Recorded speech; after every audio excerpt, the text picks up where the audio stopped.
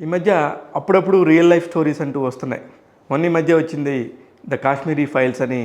కాశ్మీరీ పండిట్లు ఎదుర్కొన్న ఒక కథ వస్తే, ఈ రోజున ద కేరళ స్టోరీ అంటూ ఓ సినిమా తెర మీదకి వచ్చింది. ఇది మే 5వ తారీఖు ఈ సినిమా ప్రపంచవ్యాప్తంగా విడుదలైంది. సుదీప్తో సేన్ అనే ఒక దర్శకుడు ఈ చిత్రాన్ని తెరకెక్కించారు.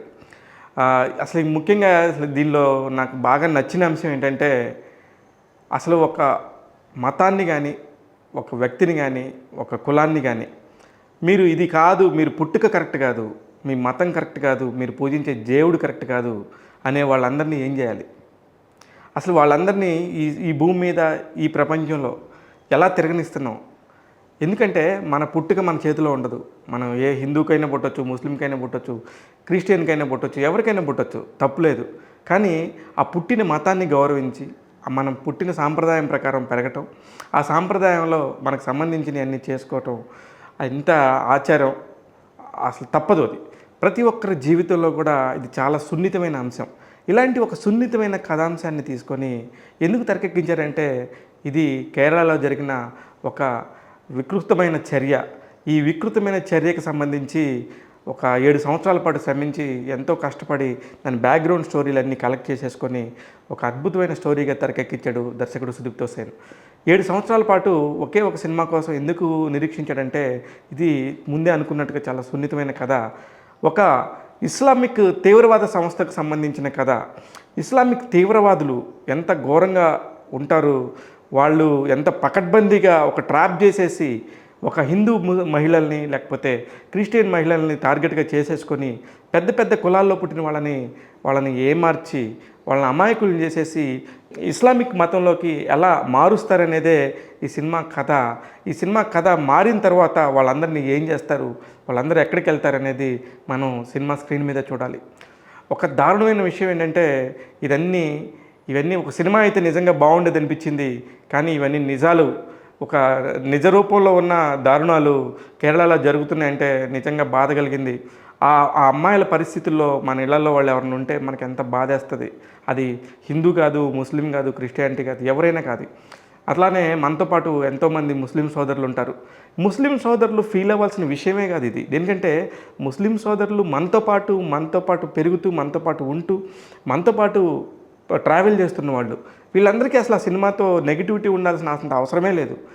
ప్రతి దగ్గర మనం ఒక 4 ఫ్రెండ్స్ ఉన్నప్పుడు, అందులో 2 హిందువులు, ఒకరు క్రిస్టియన్, ఒకరు ముస్లిం ఉన్నప్పుడు, నలుగురు కలిసి తిరుగుతున్నప్పుడు మిగతా ముగ్గురిని కూడా మార్చాలి అనే ఒక ధ్యేయంతో తిరిగే ఒక ఇస్లామిక్ అమ్మాయి చేసే చేష్టలకు సంబంధించిన కథే తప్ప, మనతో పాటు తిరిగే వాళ్ళందరూ కూడా కరెక్ట్ కాదు, వాళ్ళు ఈ మతం, వీళ్ళు ఈ మతం అని చెప్పి కొట్టుకు తెచ్చే పరిస్థితి లేదు మనందరికీ.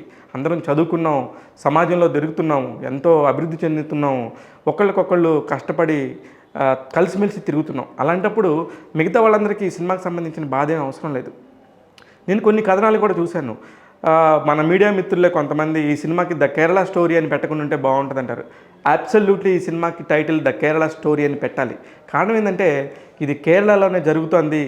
కేరళ రాష్ట్రంలోనే దాదాపు 50% ఇట్లాంటి పరిస్థితి ఉండింది. ఎన్నో వేల కేసులు నమోదయ్యాయి. 32,000 మంది ఆడపిల్లలు కనబడకుండా పోయారు. వీళ్ళందరూ ఎక్కడికి పోతున్నారు? వీళ్ళందరి పరిస్థితి ఏంటి? వీళ్ళందరి అసలు ఆడపిల్లల కన్నా తల్లిదండ్రుల పరిస్థితి ఏంటి? ఈ సినిమా చివరిలో చూపిస్తారు. కొంతమంది విక్టిమ్స్ తల్లిదండ్రులు మాట్లాడారు, మా అమ్మాయి కనబడక ఎన్ని సంవత్సరాలు అయింది, ఎప్పటికైనా వస్తుందని ఆశతో ఎదురు చూస్తామని. అసలు ఈ సినిమాలో ఒక 10 కొద్ది సన్నివేశాలు ఉంటాయి.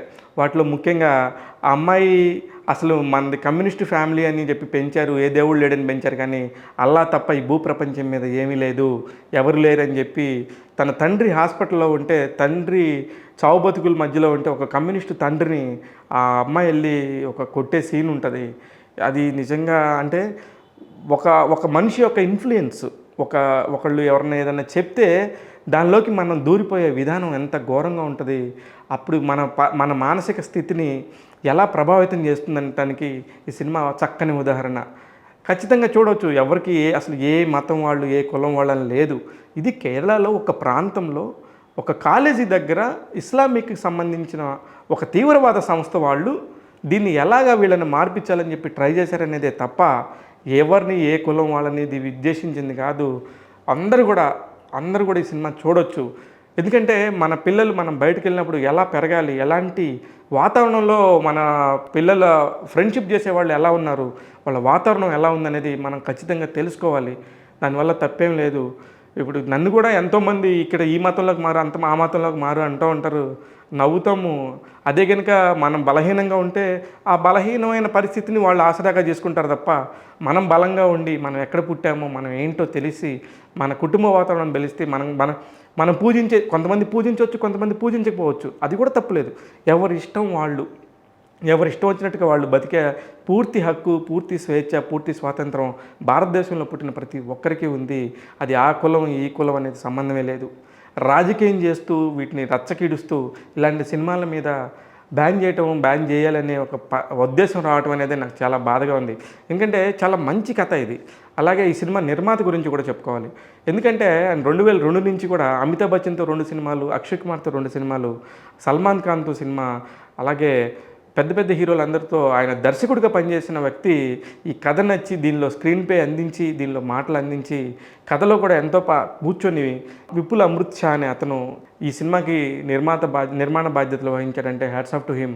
నిజంగా చాలా మంచి సినిమా. ఒక కాశ్మీరీ ఫైల్స్ని కాశ్మీరీ పండిట్లకు సంబంధించిన సినిమా అయితే, ఇది కేరళకు సంబంధించిన ఒక స్టోరీ. కాలేజీ స్టూడెంట్స్ని టార్గెట్గా చేసుకొని వాళ్ళని, ఇంకా నేను కథలోకి అసలు ఏ పాయింట్ చెప్పలేదు. కారణం ఏంటంటే ఇంతవరకే. వాళ్ళ అమ్మాయి ఒకటే ఒక కూతురు ఉంటుంది.